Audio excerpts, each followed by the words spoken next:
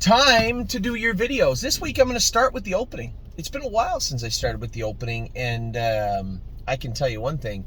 If you would have asked me on Tuesday, Wednesday, or Thursday morning, I didn't think I'd be leading with the opening this week. But you know what? It wasn't a horrible week. It just felt like a horrible week, and it'll be nice to get back to racing at the Meadows in Northfield, get all our horses indigo and racing over the next week. I have a super busy week planned for next week. As you know, it culminates with viewing all the babies in Lexington at the end of the week, and then a week from Monday it all starts. The biggest sale in the year for us starts on Monday. Now, if my count is right, from what I look at, we will likely be bringing 12 or 13 horses home from Lexington. The buckets should be posted today, hopefully. I know I'd asked Eric to post them today. A number of things going on in regards to the buckets. A lot of input. Really happy with the input, actually, from all of you guys. I really appreciate that. It makes my job a lot easier. And it certainly went well for us in the Ohio sale. So, you know, what went on last week? Obviously, I had somebody message me and say, you know, you're always talking about the positive in your videos, but you never talk about the negative. I said, sir, I'm sure there's somebody on the internet that will talk about the negative all day long if you want to. In fact, if you want to tune into any of the major news broadcasts, they'll give you all the negative news you want. I just don't feel the need to bring up the negative. Obviously, it's pretty clear to us that this girl's just going to sit right in the middle of the intersection. Eh? Good for her. Literally a full car length past the crosswalk. No cares. Okay. There's just not a lot of point dwelling on it, right? We all go through it. We go through it together. We see it. We absorb it. We all feel the exact same way, and we get over it. That's what life's about. For the people that want to dwell on the negative, they're the ones that struggle to get over it, right? Struggle to get past stuff. And that's not what we're going to be doing here at the stable. So we did have some high points last week. We acquired a number of horses. I was happy. I sent a little video out today of Neptune jogging. I told everybody I won't know the shape he's in until we get him into working. I know that he had some time off. They got him almost ready to race. Then they found some blood in the scope. They gave him time off again. And then getting closer to when he was supposed to be shipping to North America, they started jogging him. Now somebody said, well, you know, you're taking all that at face value. Well, the former trainer stayed on and owns a piece of this horse right now. The former owner owns a piece of this horse right now. What would they possibly benefit from not being forthright? So yes, I do believe them when they're saying it. Having said that, he's in a different hemisphere, a different way of racing. Well, the climate, although in Australia and here right now, probably not that different. So we're going to take it as is. We're going to jog him for a week, 10 days. Then we're going to turn him, go a mile and 25, and then we're going to assess his stamina. You know, what kind of shape he's in. I don't really care what kind of shape he should be in, or he might be in. I care about what kind of shape he is in. And I'll know that in 10 days or 2 weeks. Same as Troyce. I know he was off a little bit longer. Both these horses had some time in the field. And you have to understand, I was saying to Johnny, one of our partners the other day, the way they race, the way they train, the way they live is totally different over there. So there is a bit of a transition period for these horses that will be necessary for them to be climatized, get over here and get used to everything and the way we do stuff, which is going to be vastly different than the way they're used to doing stuff their whole life. So there is a change. Those horses are here. I got done training Vehement today. I thought he was good. I made some shoeing adjustments. I liked some of it and not some of it. So we're going to make another little change on Monday or Tuesday to his shoeing. Go back with him Wednesday or Thursday. He's there. I mean, I trained him in 2-2 today. The horse is there and ready to go. But I want to make sure when I say he's ready to go, that he is ready to go. Now, what did they have going on here today? Baseball and flag football by the looks of it. But I was happy with him, and obviously the other horses that we've been starting have been very good. La Dorienne raced great last week. Marching Fourth raced great also.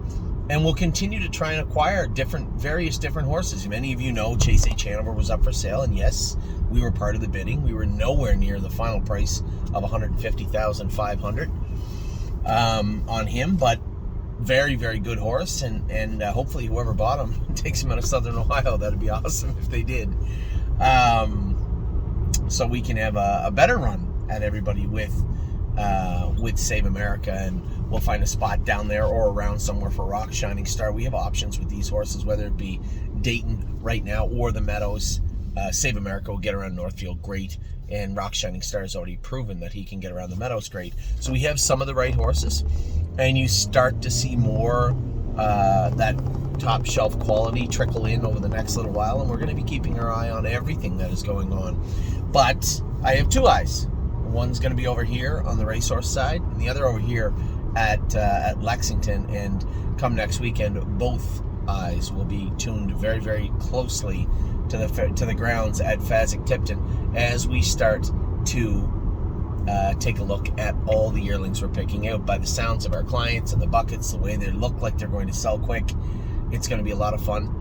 But it's going to be, as it was in Ohio, a much more surgical sale for us. And what I mean by that is we are going to make a plan and stick to it. It's not that we don't every year. There's just so many horses. You guys rely on me just to pick the value out the best I can. And I think we're just going to drill down. That foundation will stay. It will always be value-based purchasing, front to back, start to finish at the sales all the time. Having said that, if we have 3, 4, 5 people that are with us or more taking a look at the horses, more eyes never hurt. The more voices and the more eyes, the more I get to look at and hear, and the more we get to take a look at different angles when it comes to sales. That's how it worked in Ohio. I was thoroughly pleased with the input from all of our clients, and it worked out very, very well. As I said, I thought we left Ohio doing extremely well. You know, I hear people say it all over the last week. The sale was way up in Ohio and you couldn't buy a horse. I didn't find it that way at all. You know, I think in the past they had inflated prices because there was 2 or 3 or 4, maybe 6-figure horses in Ohio. And although there was some this year, it didn't appear that there was the same. And when I look at us and I say we got everything we wanted for the most part, and we still came in way under budget, I think we did a great job in Ohio. And if we can replicate that in Lexington, man, we are certainly off to a flying start for 2025. Now, I do want to touch on some horses for the gentleman that thought that we are just too positive. We're just too happy all the time. I'm going to continue on my merry way, and I'm going to talk to you about some of the things that went good last week. Maybe he can make his own YouTube channel and talk about what went bad last week. We have plenty you can talk about. There's lots to talk about, and certainly lots of headlines. But we're not going to stray that way. We're going to look at what went right, and obviously topping the list would be Arrowhead Hanover. You know, with everything going on during Jug Week, I was fairly depleted, and it was so hot down there. I remember I was sitting there talking to Jason and Mike. I was standing there talking to Jason and Mike, and I almost fainted. And Mike said, "Were you drinking water?" I said, "Yeah." He said, "When the last time you ate?" I said, "Not today. It wasn't that day for sure." So just the sheer heat and everything going on, it was quite a week, quite a whirlwind, and that faint-heartedness almost encapsulated the entire week for everybody, both metaphorically and literally. It was just hot, and I was going into Thursday obviously a little depressed still about what was going on, but focused on what was ahead of me. And Arrowhead Hanover, still no answers as to why he made that break in the Meadows in the final. I just wanted to get a handle on what we were looking at that day. I warmed him up. We made a couple of tiny little changes, pulled his hobbles in a little bit as he was moving from a 5/8 to a half, and just added a set of bell boots. I just thought it would help steady him just a little bit more, and it certainly did. The one thing that you have to remember about Delaware, the 2-hole's not really that cool unless you believe the horse on the front is that much better than the ones that are coming first over. You may never get out of there. There is no passing lane. And Delaware carries a lot like Old Northfield did, where you could just live on the outside. And I didn't mind getting the thought or the reality of getting away third with Arrowhead Hanover and being first over into the horse that was the other favorite. Even though first over is not Arrowhead's cup of tea, I thought that a much more matured, focused Arrowhead Hanover could get the job done, and that's exactly what he did. I was just so pleased with him. And then quietly, the little engine that could, Gorgeous Package, again, raced well. Now she was in fair company and won in 54, but setting her up for the freshest finish to her 2-year-old year that she could have, as she now is staring down the barrel of one more Sire Stakes competition, and then spawning from that is likely the final of the Buckeye and the consolation of the Sire Stakes, and that's the plan with Gorgeous Package. Sunny, Irresistible Sun, just a touch flat and got beat at the wire, but I'm sure he'll bounce back. After that start. And then some overnights, right? Chicago Hall, second, flat, but finished second. George of the Jungle certainly raced good, taking a lifetime mark of 57. All gas, no brakes. I keep telling you guys, if you just find a spot where they can run up the scoreboard pretty quick, so to speak, and all gas, no brakes has thrown 3 wins in a second at everybody and looked very good in the final. Now we have to find a spot for him to stay in Ontario. Again, I'm going to focus very closely on these horses all fall. We are not playing this ladder game. I want everybody to know that. So with all gas, we have him in a straight 50 claimer, optional 50 claimer, which is the numbers 8,000. He's 6-1 morning line, but he's brimming with confidence, and I would love nothing more than for this horse to be able to do in this class and just leave him right there. But we'll have to wait and see when it comes to that. Yo, Mister, same type of scenario, better horse, but same type of scenario. I'd like to be able to have him race in a more consistent manner. I think the optional 75 might be in the 21,000 or the 18,000 class. I have to ask Jimmy and I have to ask Dominic or Harry, I guess. We have to find a spot where he can race consistently every week. I'm not going through another year of running him up and down, getting him eviscerated up in the open just to drop back down where he should do, because one of these times he's going to stop doing down there. Looks like Money has come back good. 2 strong qualifiers, and he's in a good class on Monday. I like what I see there. And obviously on the pacing side, we're going to continue to try and acquire these types of horses. Rock Shining Star won an incredible mile last week to be and still a winner if he doesn't get his wheel hooked halfway down the lane. A gigantic mile from him. And not to be outdone, Save America just picked off by the horse that just sold for $150,500 in Chase H. Hanover. Just picked him off in 48-2 the other day. So a huge mile from him. 2 horses that look like they had very, very bright futures for us here at the stable. And then Brace for Landing was a winner also. We had a good week to close out Scioto. And Brace for Landing, actually it's noteworthy that he is the last horse we talk about as far as who really excelled this week. I may have missed a couple. I apologize if I did. Brace for Landing is in the sale on Monday. We have 7 horses in the sale on Monday for various reasons. Both Gypsy Hill and Brace for Landing are in. If they sell, they sell. If they don't, they don't. I'm in no situation or place or hurry to sell them in a haphazard way. I know what they're worth. I know what they should bring. And if they bring it, somebody else can race them. And if they don't, they'll stay right there and be entered Tuesday for Dayton on Friday. And that is the plan with both of those horses. So Brace for Landing and Gypsy Hill are both in the sale. For those of you wondering, I'd sent out a note and emailed everybody. I've talked about it in 2 different videos now, the horses that are in this sale and why they're in the sale.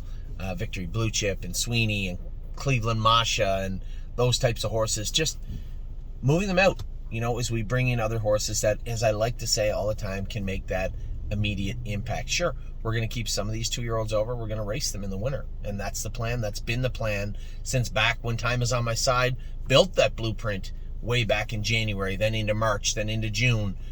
That's the blueprint we're going to follow with a number of these horses.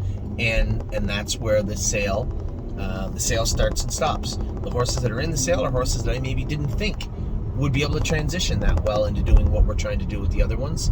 And if they are, then they're usually likely out in the field, and they'll come back around Halloween, and we'll have them ready to go by Christmas. And that's the plan. As I said, our new horses are in the burn right now. Chevron's Bypass N is on her way back up from Kentucky. Kirby left Kentucky this morning with Chevron, Memory and Imagination, Pickpocket, and Westland Warrior. We're going to qualify Westland Warrior Wednesday at Northfield Park. We are going to race Chevron's Bypass N somewhere, I believe.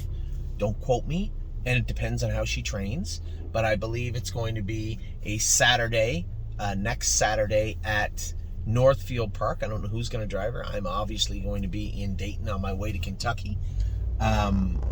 In the non-winners of 5,000, 4,000, something like that with Jason. Neptune and Troisa are both here right now, and both horses are jogging well. Good-looking horses, both of them. And again, I had told Dominic and Harry and their staff, listen, I know you're down on horses. We'll get there. Relax. We're not going anywhere. We're going to continue to build our Mohawk barn up. We just need to use better bricks, so to speak. We need to do a better job bringing the right horses in, and horses like Vehement, very possible. Horses like Chevron's Bypass. It's possible that horse may end up in Ontario. And any of these big horses, I would love to have an open pacer, and we have an open trotter right now in Ontario in Looks Like Money. So I would like to have horses like that come to Ontario. Horses like our numbers of 1, 2, 3, 4, all the way up to 7, 8, where we can put them in classes that make sense, that they can fit. I don't want to have our horses stuck racing in, pieced together classes where non-winners of 10 or 12 are dropping in with non-winners of 5. I don't want that. I want to stay away from it. If Mohawk can't control it, then we're going to try and do our part from our end. And it's not their fault. I'm not saying that they're doing something wrong, but they only have a certain number of horses to build their classes from, and we need to know what are going to make up those pieces. Now, I'd hoped that they would have had that information available by now. I've only asked them for the better part of a decade, more than a decade, but maybe they are working on it right now. I have no idea. But as of right now, we're going to take a look at what classes fill every single week, and those are the horses we are going to try and fill our barn in Ontario with. It's unfair to ask Harry and Dominic to go out and race horses that are at long odds and have good results. That is insanity. So we need to have better horses, better bricks for our barn in Ontario, and that's what we are going to try very, very hard to do over the next few months as we build out our barns for the winter. Obviously, the majority of our younger horses are going to be right here in Ohio. I had talked to Dominic about training them down, and he didn't know. And then James called me out of the blue and said, listen, I'm going to need you to send some horses, some young horses, to Ontario. So there's something to train my horse down with. I said, fine, I'll make you a deal. I will break them here, potentially. If I buy them in Ontario, they can stay there. But I need to know that everything is working properly in Ontario all the time, which we had a good system for Ontario this year. But when it came to Chicago and Gaslight and those horse training down, the hiccups, where do they come from? How do we get ahead of them a little quicker? How do we stay away from the landmines? Because the issues we have here are not the same issues over there, right? They're two totally different things. So I just need to know everything is running smoothly all the time when it comes to the young horses. It's so hard to ask everybody in Ontario to make sure the race horses are good, and by the way, switch gears, go with the babies, and then give me the input in both, because they're two different avenues of input, right? How are the race horses going? How are the babies going? And also when it comes to the drones, right? It's not lost on me that it's hard to get Curtis out there in inclement weather to get the drone work done. When the drone can't fly in the rain and it can't fly in the snow, and there's a lot of rain and there's a lot of snow, it just felt to me like we did not have enough videos last year, where here in Northfield, it's just call the simulcast department. Can you come out and do these horses in the morning? So it's a little bit easier also. So I'm just trying to figure out the best way forward when it comes to Ontario. We do plan on having 2 full barns, Harry's barn full, Dominic's barn full, as we move into 2025. But we need to have the right horses in Ontario, and I need to do a better job getting them there. So that is the plan for Ontario, the plan for Ohio, you guys. And if I'm not clear about any of this, because sometimes it sounds clear in my head, then when I bring it to you, it's not as clear as it needs to be. If there's any clarity needed from my end to you in regards to what we're doing and how we're doing it, please don't hesitate to reach out and ask. That's why I'm here. That's my job. I have a number of them, but most important hat that I wear is making sure that you are all informed as to what is going on, when, and why. So, on tap. Got a couple of overnights tonight. My old buddy Lonely Lakewoods racing, and our girl Lovers Players racing. Nice easy night for me, like race 4 and 6. That's perfect. Sunday, I have nothing going on. I'm going to take in the football, both the professional league and the NFL, and Ollie, who thinks he's a football player now. I'm going to go watch him play. And Monday, again, we're going to continue to get everybody polished up this week, get our horses in to go, both at the Meadows and at Ohio. And it's not lost to me that we have horses racing in Kentucky also. I've told Eric that I don't think I can be there for Thursday, but I'll go Meadows to Kentucky, race Friday afternoon in Kentucky, Kentucky to Dayton, race Friday night at Dayton, stay overnight in Dayton, race Saturday at Dayton. And I don't think I'm needed. I believe Arson is the only horse to be entered Saturday. Stay overnight in Dayton, wait for Amy to arrive with Jason, race our horses Saturday night in Dayton, and then off to Kentucky. And then it is 100% full speed ahead for Lexington. So that's the plan for this week. A lot going on, but it's all starting to take shape. The buckets should be up Saturday evening, Sunday morning, and we'll start filling those up very, very quickly. Keep in mind, as I had a lot of people complain because the buckets were all sold out, all the horses, all the shares were all sold out in Ohio. So 2 notes, the 2 horses that still have shares left, he's a Fearless Peter, and the other horse, why can't I remember that horse's name? It's very frustrating to me. Had to know. Those are Amy's and my top 2 picks of the entire sale. So I'm a little shocked. We're looking at 43 and 42 shares left. So for the entire Ohio sale, for all the horses, 11 or 12 horses we bought in the sale, there is 85 shares left. And I know a lot of people are like, well, I didn't get a chance to buy a share. I didn't get a chance to buy a share. Guys, I think this is why we built the buckets, is so that I can go to the sales with confidence and buy the horses that we need to have, or that I believe we need to have. And it has to be first come, first serve for obvious reasons, because if we didn't have the backing of the people that bought those buckets, I couldn't go there and do my job. So please don't get shut out. I know I feel terrible when I open those emails and people saying, hey, can I get shares in this horse? Or hey, can I get shares in that horse? And I know there's no shares there.